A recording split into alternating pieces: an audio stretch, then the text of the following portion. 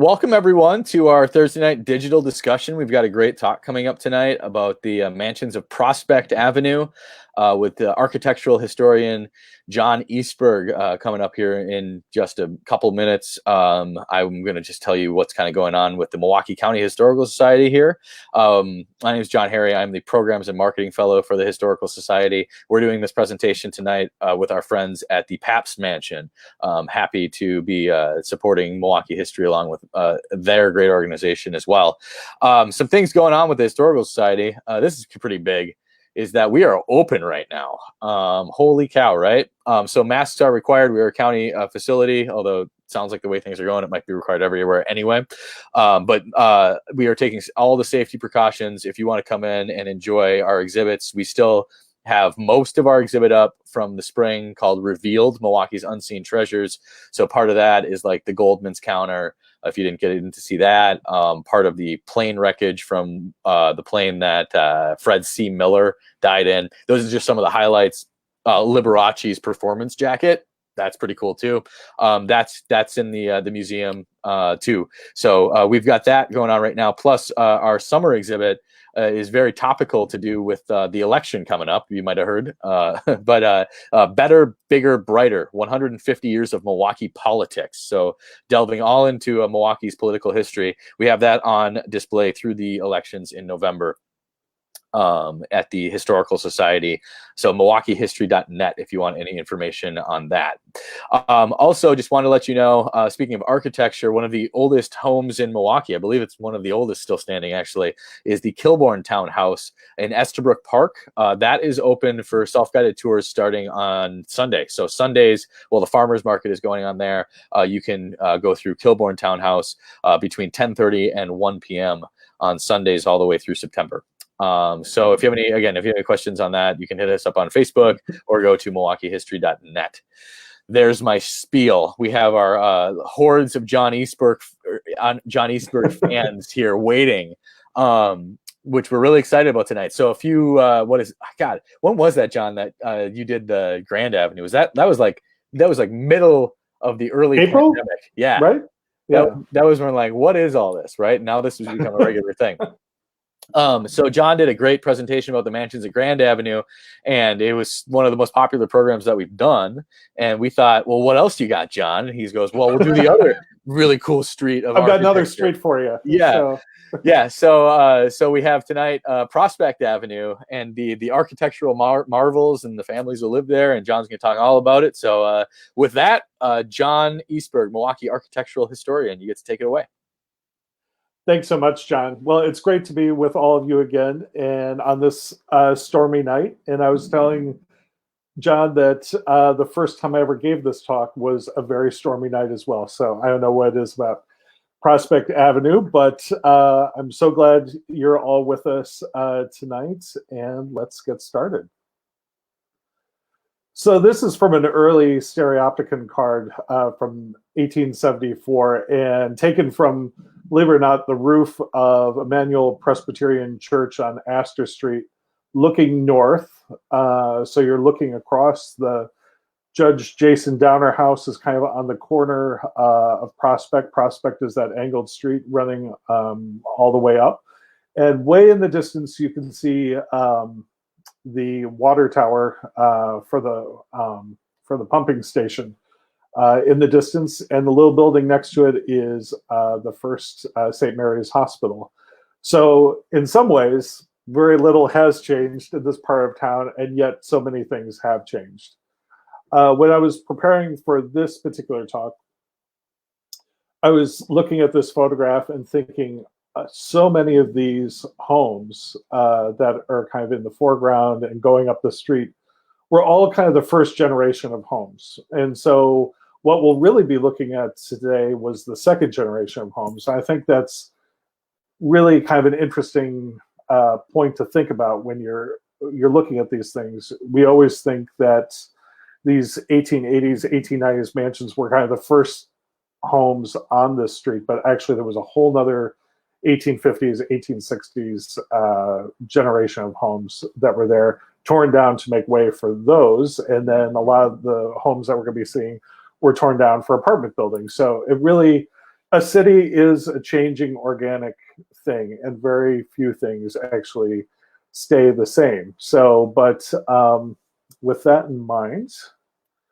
we're going to start on the corner of Juneau and Prospect Avenue, and we're going to head north.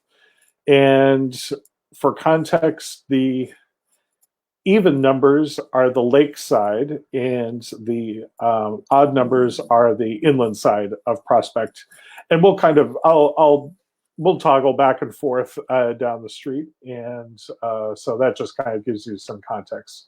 But I always think of the Judge Jason Downer house as kind of the gateway to Prospect Avenue, and it's a really important house. It has stayed amazingly intact on that corner since 1874.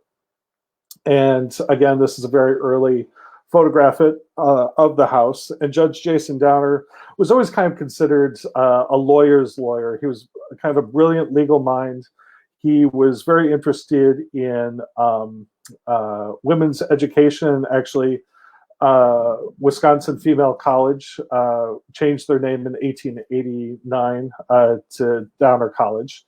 And so in recognition of his benefaction of their institution, but also his interest in women's education. So he lived in this house and until his death in 1883. And his wife was in the house for another 5 years. And then as part of her will, they left the house to Emmanuel Presbyterian Church in order to become the Downer home for retired and fatigued ministers and their wives, which I've always liked the fatigued ministers and their wives, because it is always a joint project when a minister and his wife are completely fatigued and they need to rest. And amazingly, that house was a retirement home all the way until the mid 1960s. So in 1965, the Downer estate finally sold the house through the church, and it became offices, and until the 21st century. And so here we have it before it went through a huge restoration.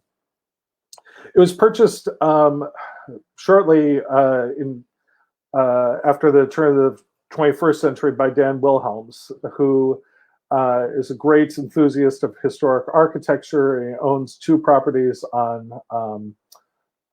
Prospect, and so he went through a lengthy restoration of the Downer house. And one of the first things they did were stripping the front doors of the house and really revealing all the beautiful carvings and the woodwork.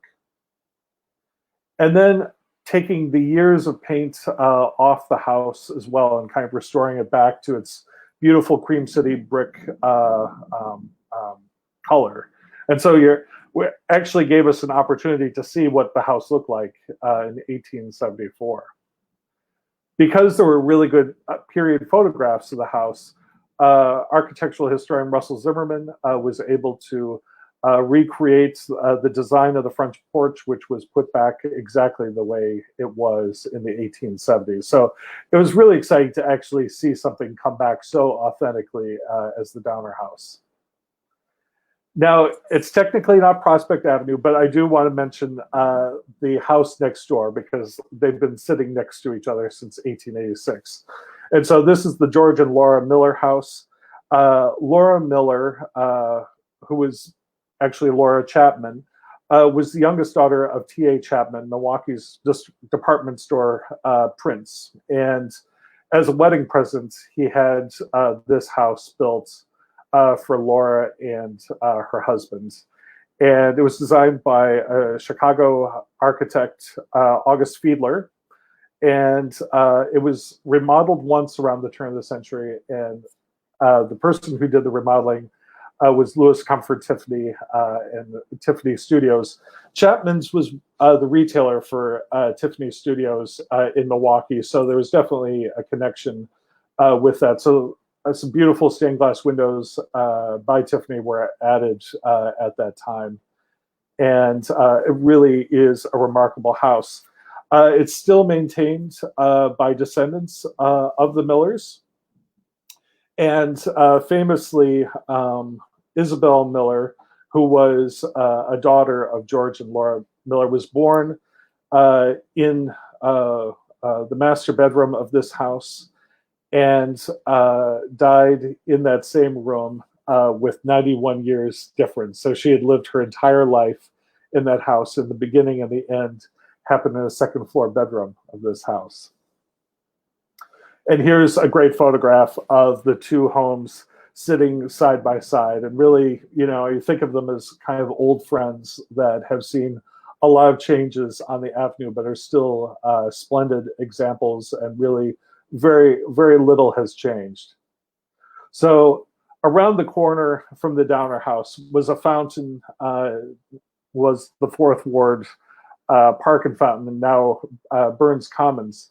For some reason, Judge Downer loved having one view to the north of the fountain, and to the south he had a beautiful view of the Bay of Milwaukee. And a gentleman by the name of Francis Hinton decided to build an investment property on Prospect Avenue, and he built this beautiful double house. But it's built very far forward on that lot. And so it cut out Judge Downer's view of that fountain, and he was very upset by this. And so, in kind of the dwindling years, or the kind of the end of Downer's life, he decided to make a reply to what he referred to as the Spite House. So the Spite House is the double house, which is in the foreground, and the reply house is right next to it. And when I say right next to it, it is literally right next to it. And that was to cut out any chance of a view from Hinton's double house. As Russell Zimmerman has said, you couldn't even place a butter knife between those two homes. So it's pretty extraordinary. I'm glad that these two homes have survived together, because it kind of shows you what you could do before building codes. You can really just kind of sidle up to your neighbor, whether you liked them or you didn't. So moving over to the lakeside, we have the Samuel Marshall residence, and you'll recognize the name Marshall from Marshall and Ilsley. He was one of the founders of the bank in 1847, and he built this 1870s Italianate mansion, which his daughter had remained in that house until the 1920s, when it was finally sold to the gentleman who owned the Milwaukee Journal at the time, Harry Grant. And in 1938, he hired the architect Herbert Tulgren to design this amazing apartment building. One of the kind of the first modern apartment buildings that were built on Prospect Avenue.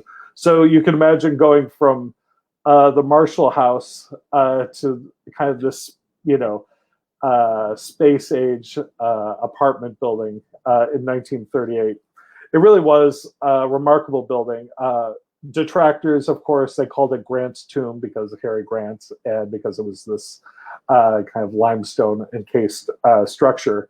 But it had 8 apartments on each floor, and the elevators stopped on every other floor.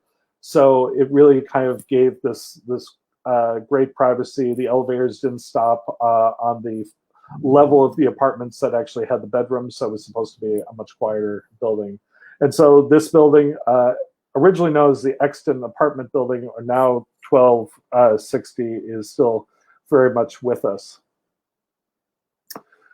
A couple of interesting things about Prospect Avenue, and to me, this is kind of an excellent example of what true urban history is that you have these amazing mansions that are being built along Prospect Avenue, but beginning in the 1870s, there was the rail bed for the Chicago Northwestern rail line that went running north and south right below all of these mansions. So you had these, 19th century locomotives belching coal smoke all over the backsides of these homes. So you had these beautiful lake views, which had kind of a mixed blessing of being uh, uh, windy and damp, and you had locomotives that had all this coal soot and smoke. But again, the lake view was desirable. Sometimes people wanted to be inland, so they moved onto Grand Avenue, or if they wanted the lake views or to be closer to the lake, they moved onto Prospect Avenue. So on the lakeside, there was the Van Dyke double house. And this is another wedding present house, which I always think is kind of fun. And this particular wedding present house actually came with the benefactor of the house. And so it was built for Mr. and Mrs.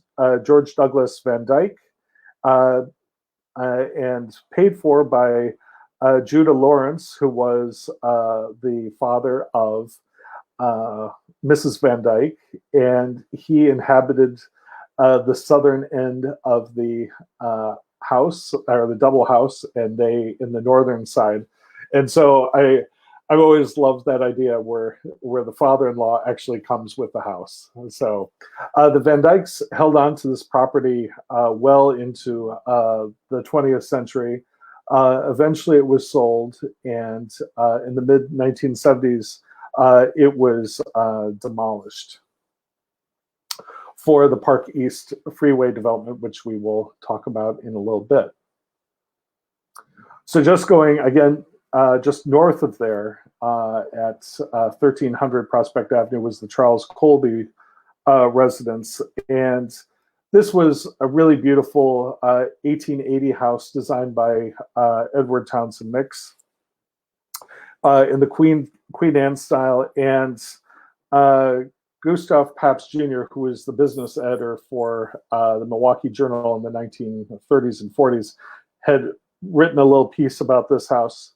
And he wrote, "This house of red brick with black stripes, green porches, white stone, shingles that came from the giant redwood trees of California, a mess of gables and windows with little panes of blue glass." And it was true. There were actually over 55 stained glass windows that were in this house originally. Colby sold this house to Patrick Cudahy in 1904. Interestingly, in 1904, Patrick Cudahy had torn down his family home on Grand Avenue, built the Grandmora Apartments on that street, and then went over to Prospect. So it's interesting seeing some of these Grand Avenue families leaving Grand Avenue and moving over to Prospect. After Patrick Cudahy's death, it was sold to the College Women's Club and remained that until the 1960s, when in 1961, the Leighton School of Art purchased it as a dormitory for their female students. And so 54 female students from the Leighton School of Art, which you can see in the background of this photograph, made up their home. And I love the contrast to some of these photographs. So you have this 1880s home with a mix of one of Milwaukee's most progressive mid-century buildings, the Leighton School of Art, just next door. So this is a great photograph. Here's a early, or actually I should say a late color shot, just kind of giving you a sense of what this home looked like in its original colors. And then this too was demolished in the early 1970s for the Park East Freeway, and eventually the Lake Bluff condominiums were built on that site. Excuse me just for 1 second.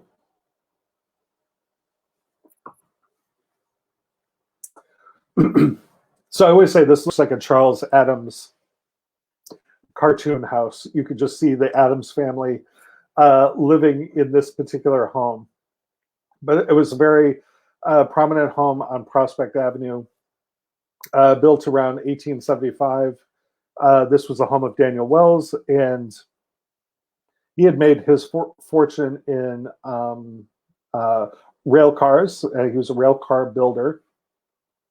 And again, his daughter took over this house, and she actually went to the Leighton School of Art and had stayed involved with the programming of the Leighton School. And in the 1940s, Leighton was looking to move the school from the basement of the Leighton Art Gallery on Jefferson Street and find a place along Prospect Avenue, along the lake, in which to build a new school.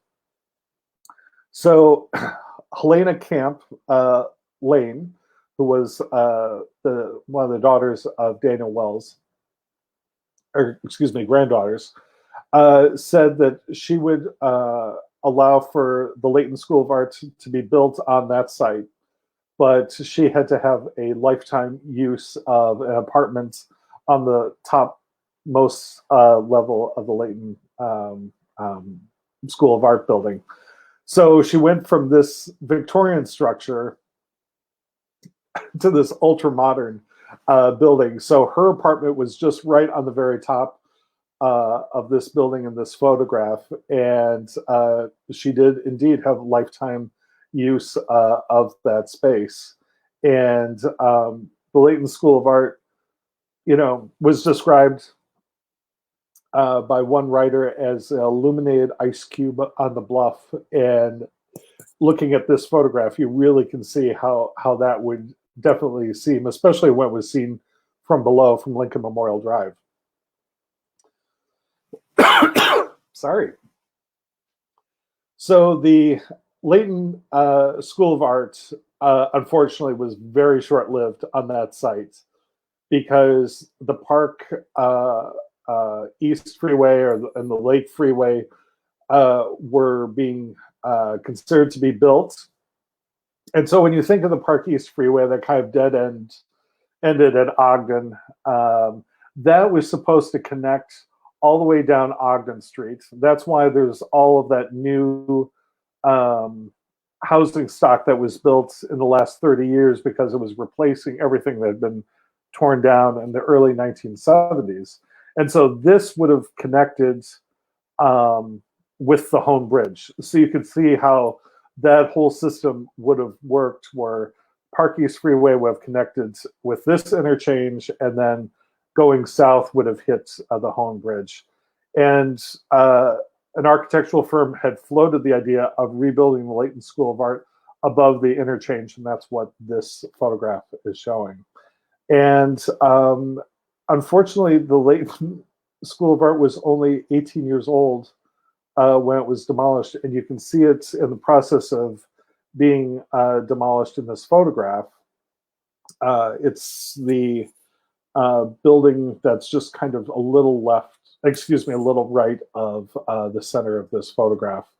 And so that happened 50 years ago this year. And to this very day, that is still a vacant lot. It has never been built on since then. And in 2016, the Mandel Group had proposed building the portfolio, and this is still being is a concept that is out there. So I think eventually, in the next 5 years, we will finally see something being built on that site. But to me, that's so interesting that that site, which is a beautiful lake view, has sat vacant for half a century. This is one of my favorite homes. It was really well documented, kind of from the beginning to the end, and you're going to see the whole life of the Charles Ray residence. Charles Ray was a very long-lived Milwaukee entrepreneur, banker, was just kind of involved in so many different parts of Milwaukee's commerce. And in 1877, he hired the architect Edward Townsend Mix to design this house. And I was trying to think of what architectural style. I mean, it really is. It's kind of, if you saw my talk on Grand Avenue, it reminds me of the William Plankinson residence, kind of built in the American Renaissance style that was made popular by the 1876 Philadelphia Exposition, the Centennial Exposition. So it's kind of like American Renaissance meets Gothic Revival as well, all done in gray quarried stone.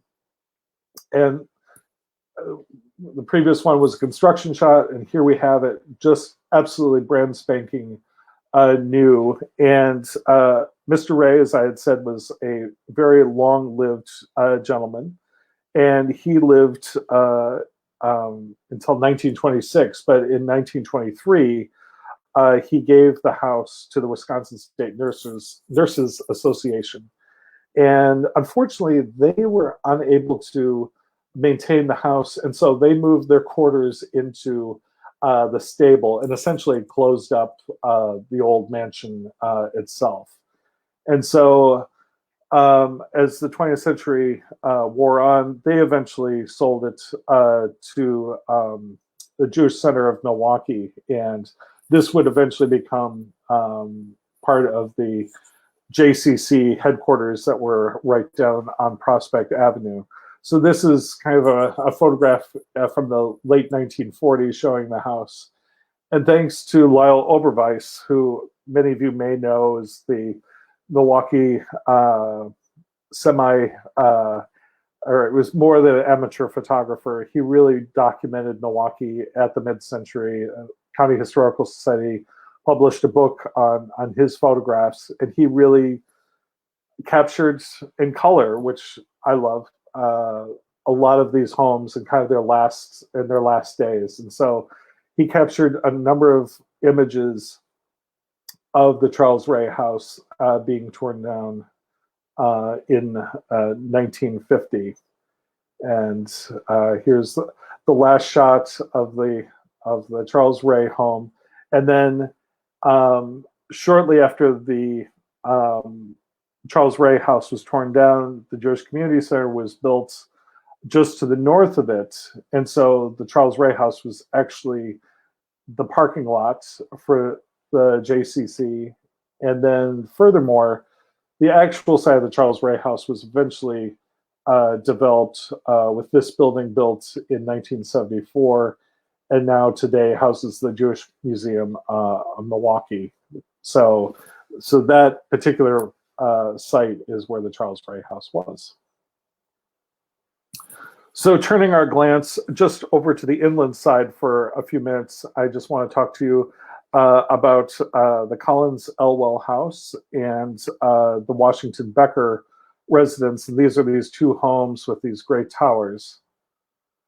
So to me, this looks like something that would have been built outside of San Francisco in the 1870s. It was designed by James Douglas, one of the leading architects of the 1860s, 1870s in Milwaukee. And this type of architecture is always referred to as kind of anthill architecture, where you just have all of these different points. I forget how many angles that the roof line takes in order to compose the roof of the Collins Elwell house. So the house was commissioned by Gilbert Collins, although he never lived in it. The house eventually, when it was completed, was taken over by Collins's daughter, who had married Edward Elwell, and they had about a decade into the house before it was sold to Alfred Carey. And the Carey family actually stayed in the house until 1952. Now, this house still is with us, and you might not recognize it in this photograph, but you might recognize it in this photograph.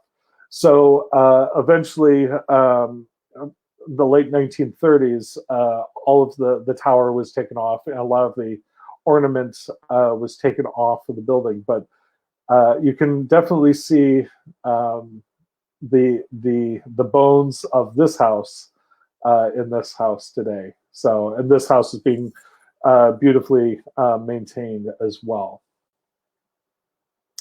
So next door to the Collins Elwell house was the Washington Becker house, originally built for O.J. Hale, but most closely known for its long association with the Becker family. Washington Becker had financial interests in the Chicago, Milwaukee, St. Paul Railroad.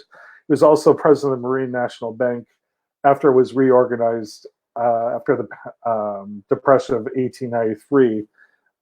And he stayed in this house until 1929. And then his son, Sherborne or Sherby Becker, who is Milwaukee's boy mayor, lived in this house as well. And just so you're getting what this photograph is, you're looking through the carriage entrance to the porte cochere of the Charles Ray house across the street to the Becker house, which I think is a great way to look at.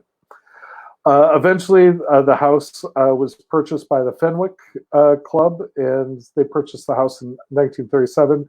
It was a Catholic male students club. Eventually, it was torn down in the 1960s and 1963 to make way for the Fenwick Apartments. So, again, a major change from a very Victorian building to a very modern building, designed by Jordan Miller and George Walt. The Willard Merrill residence is one of those rare and unique survivors on Prospect Avenue that is almost completely unchanged. It even still has its original carriage house as well. And Willard Merrill hired James Douglas in 1890 to design this home. Merrill was actually a vice president of Northwestern Mutual Life. And again, the house, the Merrill house, which is on the left side of this photograph, is still very much with us, including a couple of its early 20th century neighbors as well. Back over to the lake side was the home of Christian Wall. Christian Wall had made his fortune in glue in Chicago, and he did come from Milwaukee earlier in his life, went to Chicago, made his fortune, and then retired back in Milwaukee. And we should all be very grateful that he did, because he was the founder of the Milwaukee Park System and really pushed for the acquisition of the 4 main original parks in Milwaukee. And so an invitation to the Wall House was highly coveted. They did a lot of entertaining with theater and operatic entertainers that came to Milwaukee. And so invitation to this house was highly coveted. The Walls had stayed in the house until the early 1930s, when the contents of the home were sold. It became a rooming house. And then during its kind of latter years, it was the home of 20 displaced Japanese American families. And essentially, after World War II, it was abandoned. There was a fire in the coach house. And then finally, in the late 1940s, the entire house was pulled down. And so keep this house and the next couple in mind, actually the next 3, because essentially they were all pulled down and are part of one complex today. So we'll see if you can guess what complex that all makes up today. So this was the Ferdinand Schlesinger house, and this really was considered one of the great homes of Prospect Avenue and of Milwaukee at the time. It would have been one of the most expensive homes built in the city. Cost $150,000 in 1890s dollars, which literally would be tens of millions of dollars today to build a house such as this. Crane and Barkhausen were the architects, and Ferdinand Schlesinger made and lost many fortunes during his life. And unfortunately, a few years into living into this house, which had the first residential elevator as one of its many appointments, lost his fortune. And so in 1895, this house was sold at a sheriff's sale on the steps of the courthouse. And the sheriff famously saying, "What will you give me for this palace?" And so the $150,000 house in 1890 became the $80,000 house in 1895 and was sold to August Galoon, who owned Galoon Tanning Company. And so eventually the Galoon sold the house, and it was purchased in 1926 to the Colting Society. It became a boys' home, and it then became a radio station, and then was also one of the first homes to the Jewish Community Center. So this house eventually was pulled down in 1950 to make way for the Jewish Community Center that we saw earlier. So I kind of gave that away, but there's a couple more pieces to this puzzle. So the John and William Van Dyke residences were a pair of large homes. They were brothers. They were also a brother of George Douglas Van Dyke, who had that double house earlier in the presentation. All three brothers lived on Prospect Avenue. And this is a great shot of the portico of the William Van Dyke residence, looking towards the tower of the Elwell house. And the John Van Dyke residence eventually became the Fleetwood rooming house in November 26. And then patients from Shoreview Retirement Home moved there in 1962. And then eventually both of these homes were pulled down. And all of these last four homes we've talked about now today make up High Point retirement community. So now you can think of all of those homes on that stretch during those years prior to the mid-century. So back on the inland side, we have the William Osborne residence. And this was designed by Alfred Kloss, who was one of the architects of the Pabst Mansion. And this is, I always like these construction photographs where just when it's being completed. And this eventually became the home to the Milwaukee Institute of Music. And this was actually one of the first homes on Prospect Avenue to have a business in it. And that became very controversial, because a lot of people saw what had happened on Grand Avenue with apartment buildings replacing older homes, and they really were hoping that the building codes wouldn't allow for high-rise apartment buildings on the avenue. And there were all these home businesses that were starting to take off, and so they could see that the neighborhood was becoming much more commercialized. And so even though that these homes that had these businesses were frowned upon, a lot of them ended up having business in them, because a lot of these homes were so impractical to keep up even as early as World War I. It's pretty remarkable.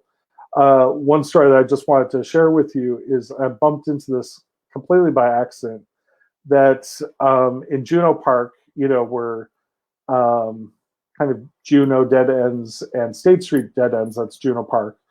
There were some homes in the northern end of that area, and they wanted to extend the park. And then finally, in 1925, there was a proposal that was floated to the city should spend about $5 million and to purchase up all of the old mansions on the east side of Prospect Avenue and pull them all down, all the way to Kane Place. So, which is kind of where we're going tonight. To Kane Place is kind of our endpoint tonight. So imagine all of the structures between Juneau Park and Kane Place being torn down. And then there was another plan to essentially tear down everything on Lafayette and Terrace that faced the south and east sides of those streets. So essentially, if this whole plan had worked, you would have had a green belt all the way from Juneau Park to Lake Park, which is kind of extraordinary to think about. And the Great Depression, of course, really kind of quashed that idea. But to me, it's fascinating from an urban history point of interest, this idea of pulling down all of those structures to extend a large, long green belts along the lake. So back to our story about the Osborne House. So it had been a rooming house. It became law offices, and now is the offices of Malik and Goisman. And they've done an amazing job restoring the house back to its original appearance, cleaning all the paint off the brick, and still very much one of Alfred Kloss's best works of that 1880s period. The Fred Krause house is, to me, one of the unsung heroes in Milwaukee architecture, and I love pointing this house out. It was designed by Eugene Liebert, who really was kind of one of Milwaukee's foremost and kind of forward-thinking architects just after the turn of the century. This house was built in 1904, and George Van Niedeken, who was kind of a like-minded interior architect, would have done interior design work on this building as well. And Liebert was fascinated with the Jugendstil movement, which was kind of like the Vienna Secession in Austria or the Art Nouveau movement in France. And this is one of the only homes in Milwaukee that he built in this style. It was built within a year of the Henry Harshweger house on Grand Avenue, which is still standing at near 35th and Grand. So these two homes are kind of that same aesthetic. And the Krause house is still standing. It was eventually purchased in the summer of 1950 by Alcoholics Anonymous, and is still home to the Alano Club to this day. But it's such a great building. Next time you're on Prospect, definitely admire it. It really is. It's an important building in Milwaukee's architectural history. Back on the lakeside was the William Bigelow residence, designed by Alexander Eschweiler in 1901. Bigelow was a banker with the First National Bank, and it was built of raindrop brick that gave the effect of being weather-beaten and worn by age when it was brand new. And a great quote, kind of in the latter years of the house.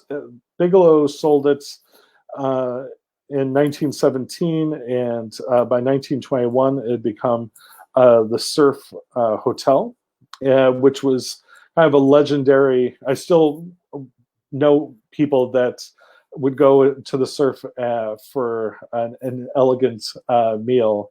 And so even in its waning days, few old homes in Milwaukee are as charming now as they were when they were new.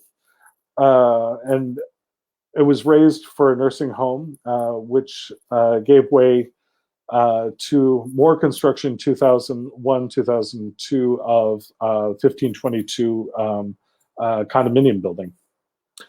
A part of that parcel of land just to the north was the George W. Peck residence.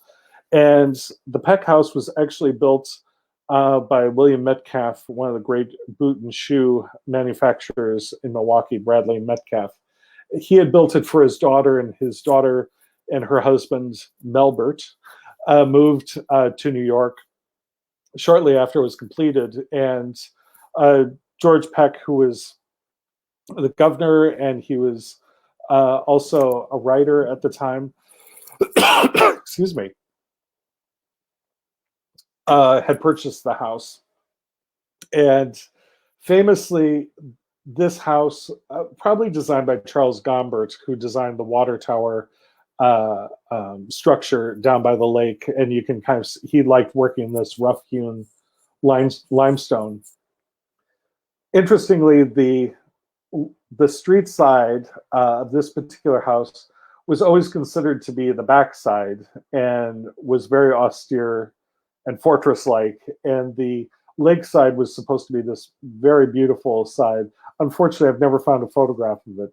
So we only have this particular side. And it's interesting that because this was considered the backside of the house and the front yard was considered the backyard by Mr. Peck, he actually had his milk cow tethered to the front yard or the backyard of this house, which really drove his neighbors crazy. So this house eventually became a rooming house. A lot of these homes were used by the students of the Layton School of Arts when they were on Prospect Avenue. And eventually this too was torn down in the 1960s. And so the Bigelow House and the Peck House make up the footprint of the 1522 building today. The Frederick Gall residence, another rare survivor on Prospect Avenue, designed by Ferry and Kloss in 1898, and I have this Jacobean, a mix of Jacobean and Elizabethan architectural style that became popular in the 20th century. The Gall House, is beautifully maintained well into the 20th century by the Gall family. And one of the Gall daughters remembered on Wednesday evenings, beginning at 9 p.m., crews would hose down all the streets, the cedar block streets of Prospect Avenue. So it's a very well maintained part of Prospect Avenue. And so this house has survived, and there are all these plans about maintaining the house and then building the residential tower behind it. And so this will still be, we're waiting to see what will happen with this. And it's definitely an amazing house as well, definitely worthy of its preservation. The Elizabeth Black House, which Albion, the front door actually faces Albion, but it does have a Prospect Avenue address, was one of a couple of homes that Eschweiler designed, along with the Charles Alice Museum that we'll be seeing a little bit later. That's these kind of long homes that faced the side streets, but were still considered part of Prospect Avenue. This was an amazing house.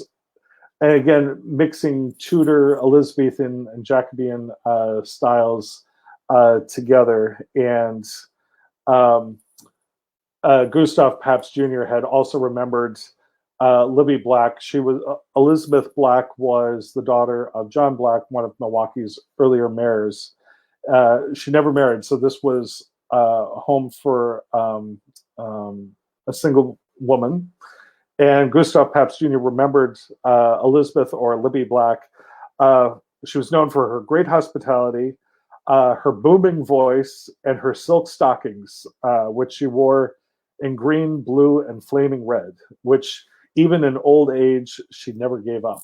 So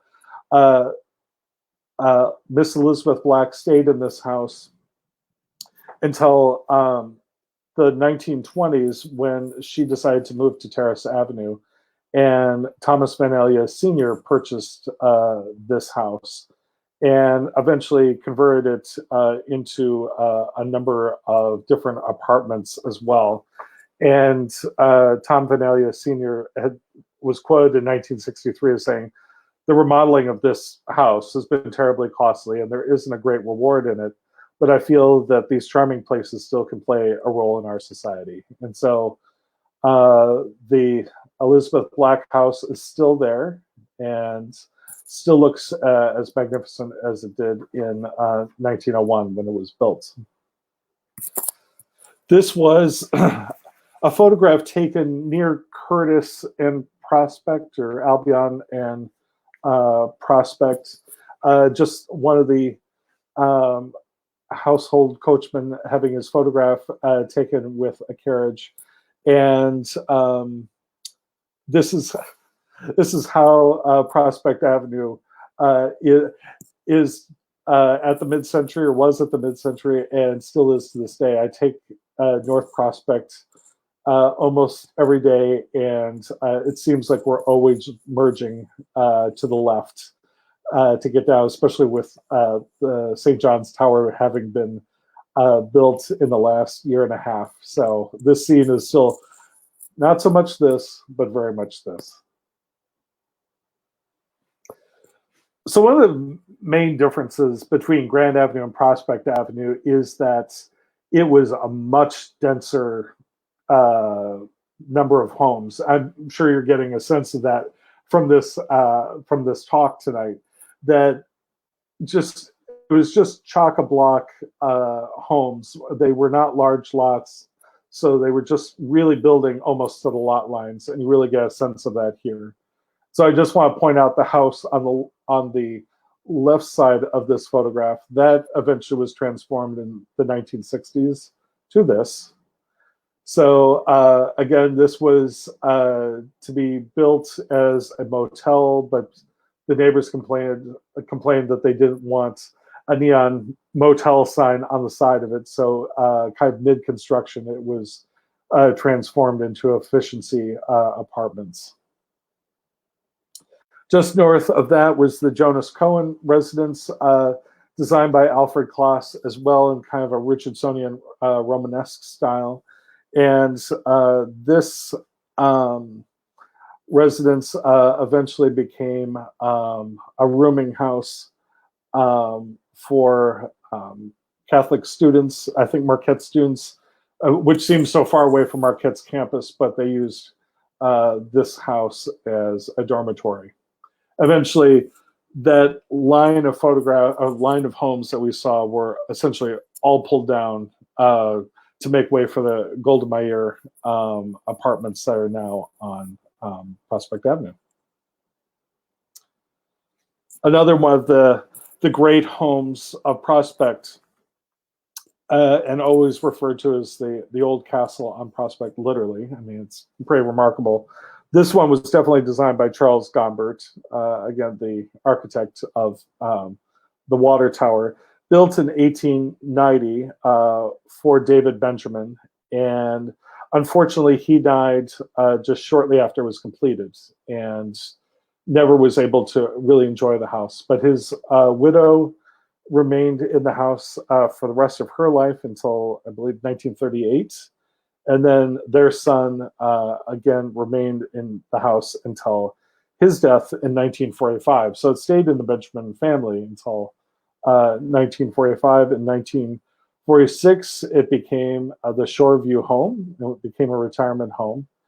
And that lasted for about 15 years. And here's a great color photograph from a slide that shows the lakeside of the Benjamin house, and you can just see all these great roof lines. The structure on the right side of this photograph is just actually the stable for the house, which is pretty remarkable. And apartments were creeping up on the Benjamin Castle. I love how just pristine that house still looked in the 1950s. And so the Bon Air apartments were built right to its lot line. And then eventually the Benjamin house was torn down in 1963 in order to build. Here we have a couple of Lyle Oberweis slides of the demolition of the house. And then eventually the Quarles House apartment building was built on that site, which it's so vertical, you really got a sense of how horizontal the Benjamin house was, but just how much density you could actually get on a piece of property, that maybe would have served 10 or 20 roomers in a rooming house, but then you can actually move into hundreds in one of these buildings. So this is the Charles McIntosh residence, again, still with us. Built in 1904, designed by Chicago architect Horatio Wilson. McIntosh died in 1910. His widow sold the house in 1921. Sold it to William O. Goodrich and his wife Marie. Marie was the middle child of Captain Frederick and Maria Pabst. And William O. Goodrich had apparently an amazing tenor voice and loved music. And so when they decided to move to Fox Point in the 1930s, they leased it to the Wisconsin College of Music in 1932, which is now the Wisconsin Conservatory of Music. And so that has, I mean, we're slowly working our way up to 100 years that the Conservatory of Music has been in that building, which is remarkable. So you're seeing the McIntosh or the Goodrich house just to the right side of this photograph, and the porticoed mansion to the left side or the center of this photograph was the home of O.Z. Or Oscar Z. Bartlett. And it's so funny, with some of these homes we know so little about them. There might be a snapshot, which this is this is like one of the only photographs we have of this house. And we just know that it became horribly derelict in the 1930s, so much so that the owner of the house that you can barely see on the far left of this photograph bought the house in order that she could tear it down because it was such an eyesore. So still looking for more information on that house. And this was the home that of Adolph Kern, who was in the milling business, eventually purchased by Emil Shandine and his wife Estella. And when they were living in this house, this is when they purchased the Bartlett house in order to pull it down. But this eventually was sold in the 1940s to the American Red Cross. So this is, I think, a kind of interesting statistic. In 1941, this house was sold for $18,000 to the American Red Cross. Then in 1955, so a decade and a half later, the price had risen to $95,000. So again, by the mid-century and after World War II, these properties were becoming valuable because they were being torn down.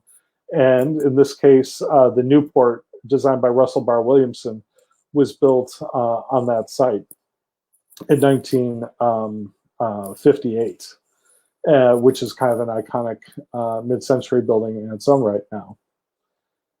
Across the street, you had the Thomas Keenan residence, built in 1885 by James Douglas for the lawyer of the Wisconsin Central Railroad. And what I like about this next series of photographs, you really see how these homes matured very quickly. So you have brand new 1880s, kind of turn of the century, 1910. And then by the 1930s, just overgrown and just, kind of at the end of its life. A lot of these homes were 35, 45 years old when they were being torn down. And so this too was replaced by the 1609 apartments, designed by Russell Barr Williamson as well. So he was a protege of Frank Lloyd Wright. And at the time that this was completed in 1940, their promotional material said that 1609 North Prospect Avenue rears its distinguished mass of steel and stone to face eastward towards the most beautiful harbor in America. So again, kind of sweeping away that early period of history to make way for the bright young progress that Milwaukee was making. The Oliver Pillsbury residence was on the lakeside, and again, Mr. Pillsbury didn't make it too long into the life of his home, but his wife stayed in the house. Her name was Vesta, a name that I think should definitely make a comeback today. So Vesta inherited a fortune of $770,000, which was a tremendous amount of money at that time. And unfortunately, she was swindled by a Chicago lawyer who said that he would make investments of the money and then essentially absconded with her fortune. And so towards the end of her life, she was really having trouble making ends meet and supporting the upkeep of this house. And so she died in 1919, and there was a tremendous auction that took place. Everything in the house was sold. And so literally hundreds of people came to the auction, and they marched through the entire house from attic, third floor, second floor, main floor, and basement, selling everything. I think it was like a 2 or 3 day sale. It was tremendous. Eventually, this became the home of the Lake School for Girls.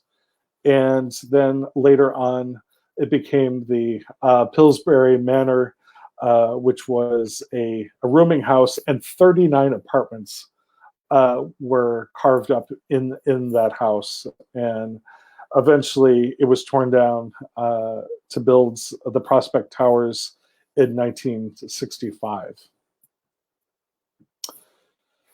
Judge George Noyes, and sorry, this says notes, but it's actually Noyes. It autocorrected. It's Noyes. This was one of George Bowman Ferry, another one of the Pabst Mansion's architects, designed this house in 1886. It was considered kind of one of the first English Queen Anne style homes in Milwaukee, and really was exceptional in its detailing and ornament and leaded glass windows. And Judge Noyes was the legal counsel for the Northwestern Mutual Life Company. And George Bowman Ferry really kind of spent a lot of time kind of detailing this house, and it had the most extraordinary relief panel, which you can kind of see on the second floor, of all of these cherubs frolicking in this plaster bas relief. And in 1939, an architect said, "We can imagine the fun Mr. Ferry must have had working with the modeler to get the exact results he desired for the unique and original treatment over the porch and the parade of cherubims under the cornice." So eventually, this house, which was sold and became a rooming house, was torn down in 1950 to make way for the Prospect Heights apartments. The George Heinemann house was kind of one of the last battles, or one of the last more recent battles of preservation of one of these Prospect Avenue homes in the 1980s. So by the 1980s, people were realizing that some of these places, the few that remain, should be saved. And I remember this as a teenager, the battle for the preservation of this house. And some thought that this home, which was built in around 1888, designed by Henry Koch, who was the architect of City Hall, was definitely worth saving and should be perhaps the residence of the Milwaukee mayor. They were looking at several Prospect Avenue homes that could be converted to a mayoral residence. However, developers really wanted to get this down because they wanted to develop that site.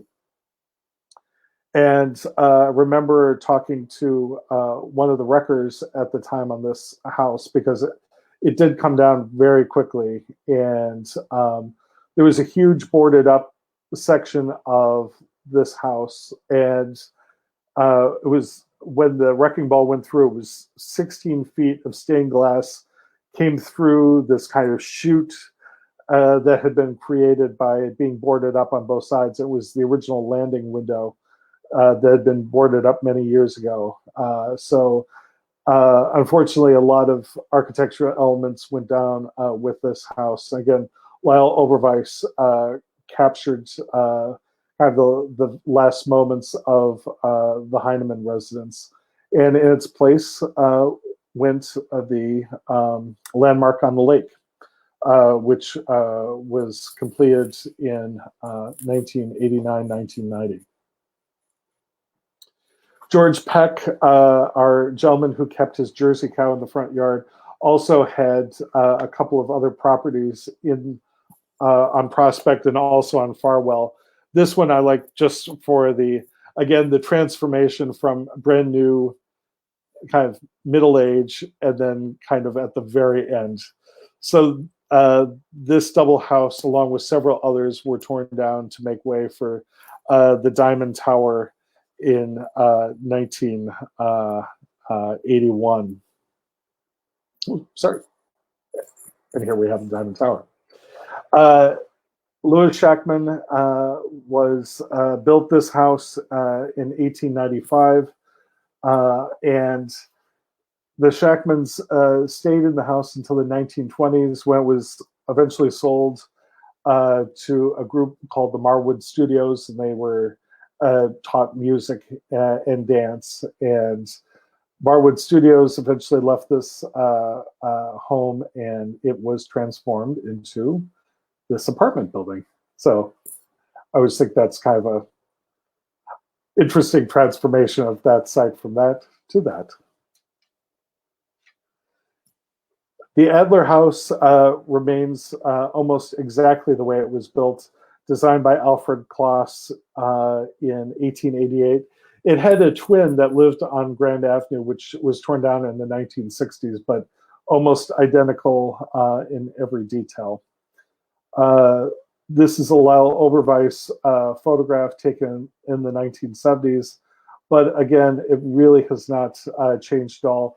This is also maintained by Dan Wilhelms, and there's scaffolding all over this house. They're doing all sorts of tuck pointing and restoration to the house currently, but it was a rooming house for many years and has been brought back and used for offices today. Another castle, this is always confused with the Benjamin Castle. They look very much alike.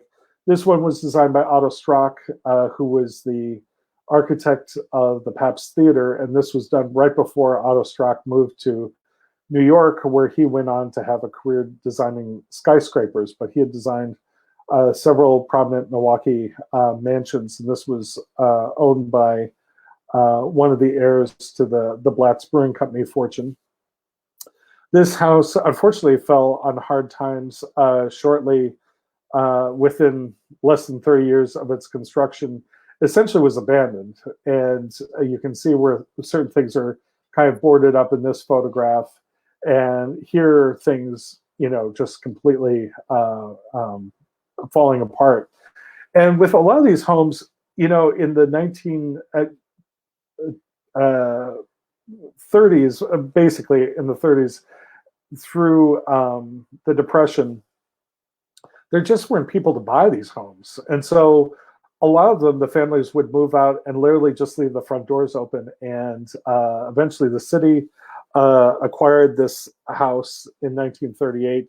They had thought of using it for a children's museum. And by 1940, it was a completely, there was just no way to save it. And so 1941, it was sold. And the next time you were at the stoplight on North Prospect at Brady Street, and you look to your right towards the lake where that walkway goes, the path goes down to the footbridge over Lincoln Memorial Drive. That's right where this house originally sat, which is still essentially a vacant lot.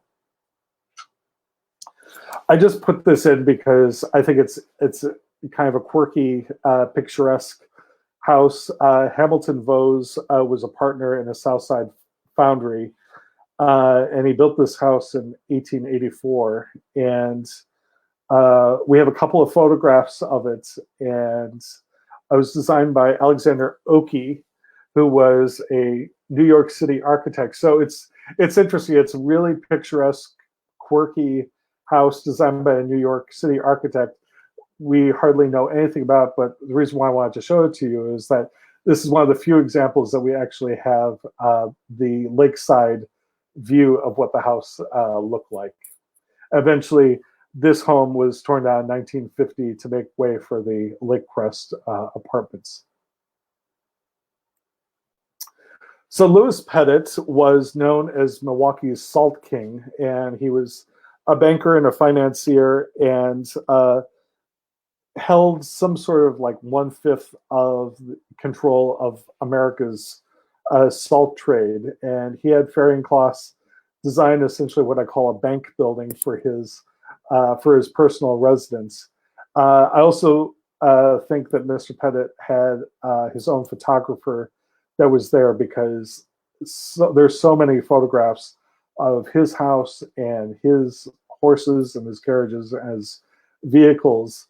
So we'll take a little tour here. So this is the house as it appeared around 1910. And he actually published a little album of photographs. He called his house the Anchorage, and so he would hand out these books on the Anchorage to his friends, and essentially they were just photograph albums of his entire complex, in which you are seeing right now. This is the stable block overlooking the lake. When carriages and horses were in fashion, he had those photographed. When cars came in, he had those photographed. This is the inside of the stable. It really is exceptional, because most people obviously didn't go to these lengths to have their residences photographed. So from a historical standpoint, it's really interesting to see this. The tack room of the stable, the horses in the stable, and then moving into the inside of the house, which was just crammed full of amazing objects. This great Tiffany lamp that's sitting on the corner of the piano is remarkable. And here's the grand staircase rising up to the second floor, and then it has third floor, one of the first private ballrooms in Milwaukee as well.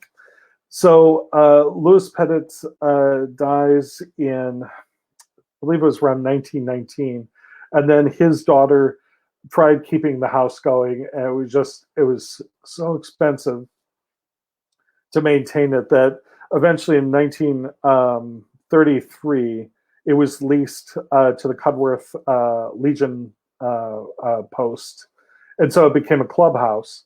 And in 1938 she finally sold the house and much of its contents to the Legion post. And unfortunately, in July of 1938, literally the ink was barely dry on the paper. Somebody had dropped a cigarette and it smoldered in a couch, and literally the entire interior of the house, along with many of the art treasures, went up in flames that summer night in July of 1938. And essentially the house was a loss. And so you can see the Pettit house in the process of being demolished, and the new Cudworth post in the background when it was built and completed in 1940. Famously, General MacArthur, when he came to Milwaukee in 1951, drove through this horseshoe driveway to greet people, and he didn't slow down, or his driver didn't slow down at all. So that gave rise to the quote in Milwaukee that old soldiers don't die, they just drive away. So where the Pettit house today is actually where St. John's southern tower is presently, and was built upon that site. And there were actually several homes that were on the St. John's property, including the George Swallow residence, also known as the George Houghton residence. And this was a really early house. This kind of goes back to those early homes that we saw in that first shot.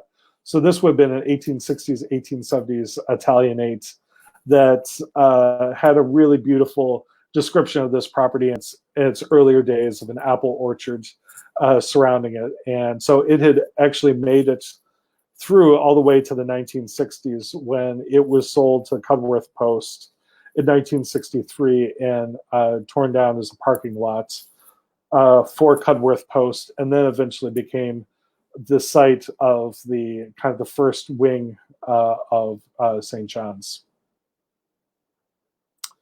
So just pushing through to the end here, we have the John Frank residence, which actually might have been an earlier structure that was encased around 1905 by Max Fernickies, architect for John Frank, who was one of the partners in Gull and Frank. And this building is still standing today. It was became a nursing home in the mid 20th century, and now is the home of Miller Communication.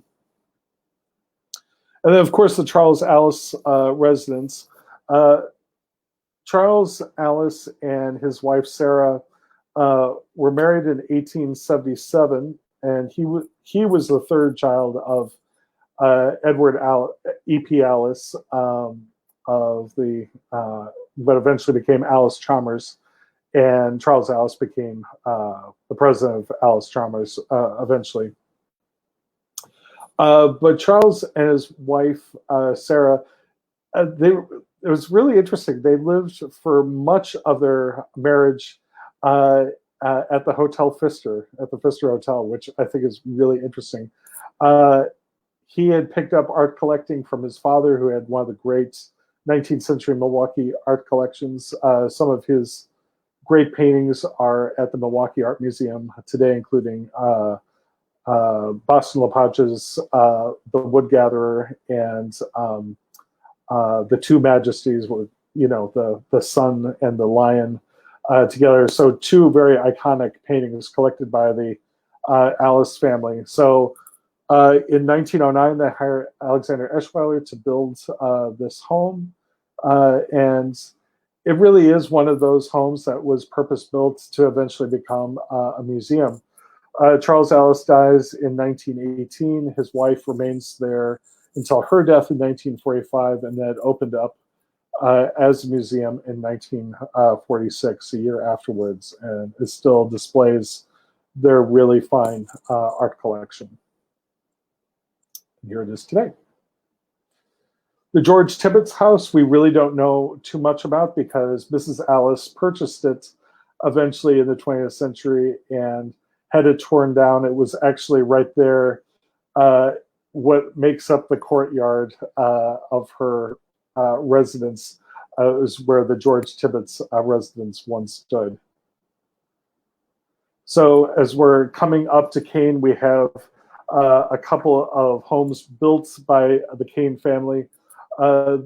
This one was built essentially as an investment property and was eventually torn down in the 1960s to build this nursing home, which has since been transformed into a very stylish residence today. But the Sanford Kane residence still stands today as really such a great, unique home that typifies the Queen Anne style. And this house eventually became a rooming house and later a nursing home and then a Montessori school and then a church, and has just recently sold again, but still, again, it's been beautifully maintained. H.H. Benjamin, we're at the end, folks. This is the last house. So H.H. Benjamin was a coal merchant in Milwaukee. He hired Alfred Kloss to design this beautiful home for him, kind of in the Richardsonian Romanesque style. And this is one of the, I love that this is one of the very few interior photographs we have of a Prospect Avenue mansion. So at least you get some idea of what one of these homes look like on the interior. The Benjamins did something a lot of families on Grand Avenue and Prospect Avenue did. They had these large lots, but then eventually, as apartment buildings were becoming more and more popular, they were having their lots kind of subdivided out and apartments or flat buildings built. The Benjamin Flats was a very kind of fine residence. It was made up of 12 apartments of 8 or 9 rooms each, and it said the appointments will make it a mansion because there had all the latest conveniences, servants' quarters and electric lighting, electric this, electric that. These were really large apartments.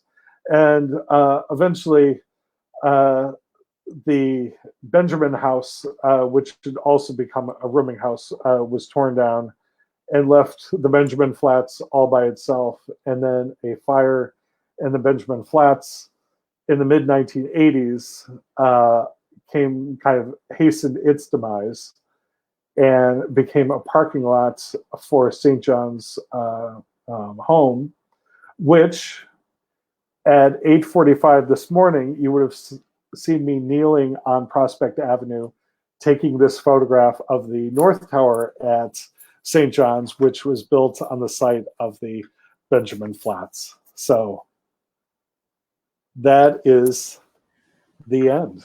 Well, round take a drink of water, please. Is anybody still? Oh yeah, still awake? we still have over almost 500 people here right now. So thank you for that. Thank you for staying for that whole long show. So right now this turns into the Q&A portion of things for a few minutes. So if you have any questions that were burning in your mind, please this now is time to pick the brain of a great architectural historian. I'll get just kind of started off. I know these presentations are supposed to last a half an hour, but an hour and a half? What? It was raining. We're good. Yeah, I know. Dark and stormy night. Yeah, right. Dark and stormy night. What else we gonna do?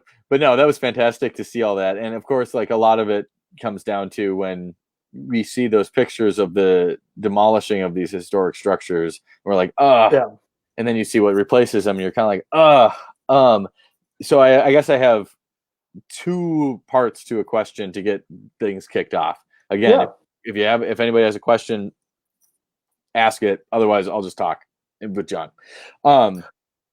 But the first is, the reason that they were demolished. So you kind of alluded to, like, a lot of them turned into rooming houses over the years. Yeah. And for a long time, you were associated with, like, the Pabst mansion. Right. I was maybe wondering if, like, and maybe not to, like, the exact dollar amount, but if you could kind of expound on how expensive it is to maintain one of these historic homes. Oh, it's crazy. I mean, it is crazy. And I remembered I've said so many times during my career at the Pabst Mansion was like, how could a private individual, even with pots and pots and pots of money, keep a place like this up? Because it just, it's next to impossible. I mean, you really would have to be raising millions of dollars every single year to, just to keep it going, and the Pabst is kind of, one of the largest homes that was ever built in Milwaukee. So that's one thing. And a lot of these homes were maybe half the size, but even still, just between roof and tuck pointing issues. Well, you saw how so many of these places looked when they were like 35 years old. They were tired. I mean, they were like, it was the end, and I was just reading something that I thought was really interesting, is that that some of these people, that people in general during the Gilded Age in the 1890s were driven to build these places, and then they didn't know what to do afterwards, and their families didn't know what to do afterwards. I mean, so few of these places actually had even a second generation that spent time in the home, and even the ones that had like 2 or 3 generations on Grand Avenue or Prospect Avenue, they were typically the smaller, older homes. They weren't like the big mansions. Nobody stayed in those longer than the essentially the original owner. So it was just kind of in vogue for a certain period of time where it's like, I have this much money, I have to build a big house, so here we go. Yeah, Yeah, yeah. Wow. It's really it's almost It's kind of a shame then if they would have built a more manageable space that might still exist today. right. Yeah. I mean, what did that even? Well, and just all the conveniences that came in the 20th century. You didn't need staff. And that's always think that's kind of one of the reasons why a lot of these places didn't survive is that they were just built differently. Case in point, the Pabst Mansion is 20,000 square feet. 8,500 square feet was for the Pabst family. 12,000 square feet was for the staff. And So more space for these the places staff. were built completely upside down. Yeah. And so when people no longer had people working for them in their homes, you had like over half your house that was just completely sitting vacant. And here my house, And then you're trying to figure out how to shut that off so you're not heating it. Yeah. And then you're not heating it, and then the plaster starts falling off the wall. It really does. It's just kind of a known formula. Sure. How these places just don't make it. So first question from the audience is from Holly, and she's saying, was there any architectural salvage done that could be reused? Or I'll even add on to that, like, can you see parts of these mansions in other places in Milwaukee like today? Oh, that's a really good question. Yes, there was. I think people by the 1960s really started seeing the artistic value of some of the things that were in these homes, like the stained glass windows and the light fixtures and the doorknobs and all those kinds of things. So there were salvage companies in Milwaukee, especially in the 70s and early 80s, that dealt in architectural salvage. So there were people doing that. And to the question of can we see it, the Milwaukee Redevelopment Authority had salvaged a lot of the material out of the Elizabeth Plankinton mansion. And so some of the back bars at the Pabst Theater are actually the mantelpieces from the Elizabeth Plankinton house. Well, that's pretty cool. So the next time you're there, definitely take notice of that. So yeah, I mean, there was a very active culture in Milwaukee in the 70s and 80s of people kind of salvaging some of this stuff. Unfortunately, a lot of these homes came down 40s, 50s, 60s when there was a completely different attitude. The newspapers of the time are classic of bulldozing the past to build the future kind of mentality. So all this Victorian stuff that just was really out of date, out of favor, they were happy to see it go away. So, but there were always the people out there that wanted to save bits and pieces if they could. Sure.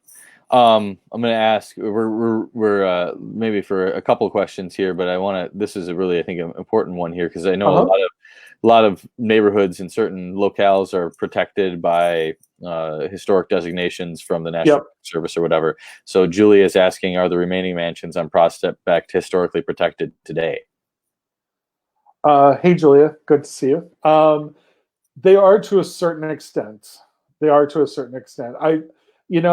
will be honest, I never feel like anything is safe ultimately, that you always have to fight for it, because if there's investments that somebody's willing to make, it makes it hard for things to stay there if it's going to increase the tax base or put something new there. It becomes a really difficult argument.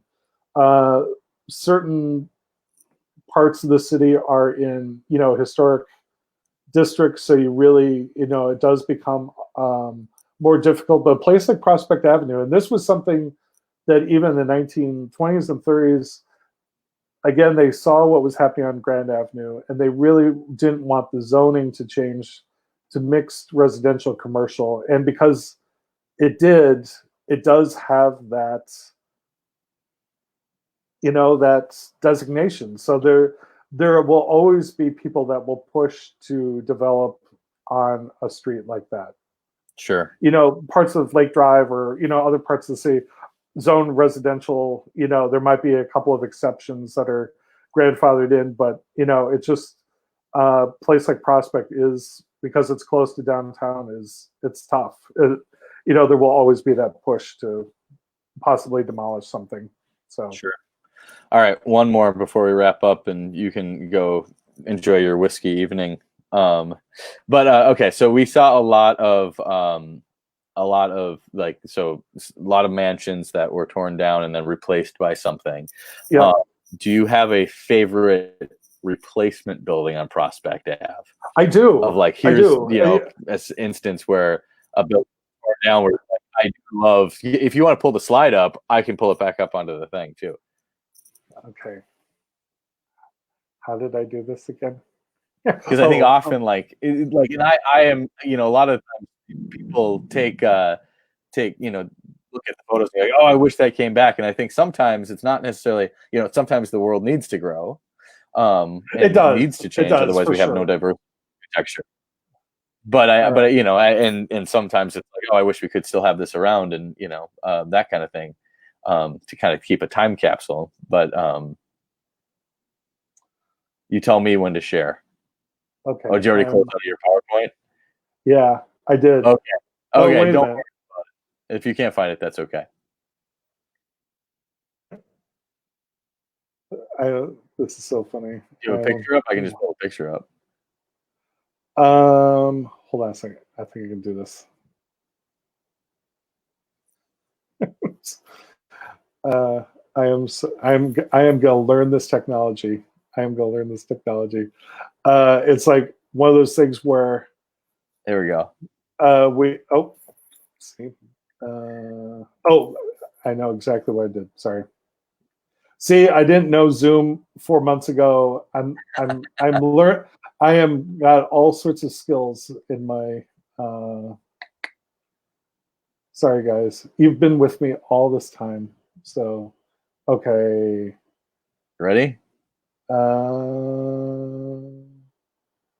Yes, good. Do all it. Right. There we go. There it is. That's the Newport. Okay, that's awesome. Mid-century modern architecture right there. Yeah, and the thing about it is, Milwaukee really does. Still there right now? Huh? That's still there today? It is. Okay. Yep. I think it was like Milwaukee's first co-op. Okay. And it's still a cooperative. So, it's Russell Barr Williamson, great architect. It's just Milwaukee really has some great mid-century buildings. And as much as a 19th century enthusiast that I am, I really like championing Milwaukee's mid-century as well. Sure. Because it's like mid-century architecture is such an easy thing to throw away, and yet it really is important. And I can think of easily a dozen mid-century buildings in Milwaukee that should have been preserved the way they were and then get zapped. Sure. Or remodeled because it looks too much like the 50s or 60s. So it's like, sure. It's the same thing that they were doing in the 30s and 40s. It's like, this stuff needs to get out of here so we can do something else. So yeah. Well, one of the buildings you talked about was supposed to be a hotel, and they didn't want the neon sign out and right into efficiencies. And I wonder if the character of the neighborhood would have been better preserved as a hotel rather than moving another apartment building in. Right, exactly. Yeah, and it's a whole thing about, you think of what the density of Prospect Avenue was in the 1890s, and then what it became, kind of in the mid-century, and the density just keeps increasing, and they aren't making parking.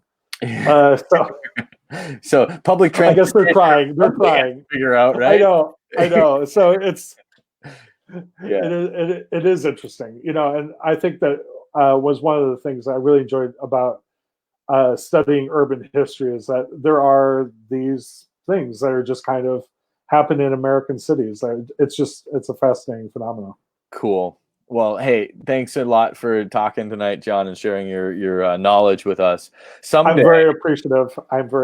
Someday we'll have this awesome book of yours to push while we do one of these. Right? Someday. Yeah, you're like, yeah. Someday. Yeah, I know. Yeah, exactly. I'm trying to use this downtime for us to really get some projects done. But sure. Well, cool. Well, thanks for hanging out with us, everybody else as well, for tuning Yeah. in. Thanks, everyone. So, And thank great you being with you. to the Pabst Mansion for also partnering with us to work on this event too. So Absolutely. next week we have one coming up on Thursday with the Jewish Museum in Milwaukee, talking about some of the Jewish artists in the town. On Prospect Avenue. Yeah, there you are. Right, it's right. It all ties in. Right. So we'll be talking with the folks at the Jewish Museum in Milwaukee, and then in 2 weeks we have one about Milwaukee's socialist past to tie in with our political exhibit that's going on right now too. So lots going on. If you want to be part of the mailing list, then the best place to go is MilwaukeeHistory.net, and you can find out about these well in advance. So John, have a good night. You too, John. Thank you. And everybody else, you take it easy.